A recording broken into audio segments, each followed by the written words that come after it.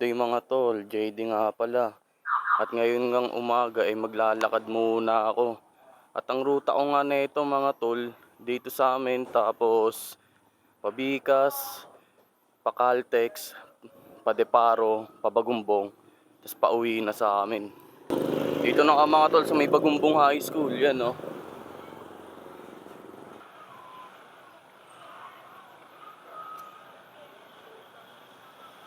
Nagsimula nga ako maglakad mga tol, na 9:40 na ng umaga. At ngayon nandito na ako sa may Barangay 171.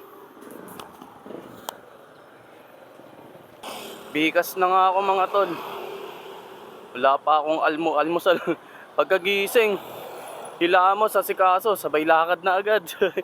Para mabisa. Yung mga tol, nandito na nga ako sa may Caltex, yan. Dito yung loop ko. Paikot na ako ng Padeparo tapos Pabagumbong. Tatandaan dito. Ang ganda dito mga tol, oh. Good shit. Etong paglalakad o takbo ko sa umaga mga tol, lagi ko itong ginagawa tuwing pagkagising ko.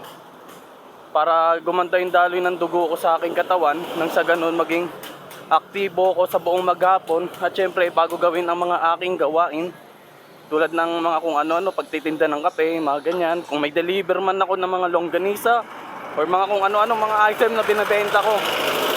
Nandito na nga ako mga tol sa may Deparo, yan o, McDonald's, Primark, Deparo. Nandito na nga ako mga tol sa may Pure Gold Deparo, yan o. At naghahanap ako ng saging na saba tsaka itlog. Ayun na yung almusal ko habang pauwi na ako sa amin dahil malapit na nga ako.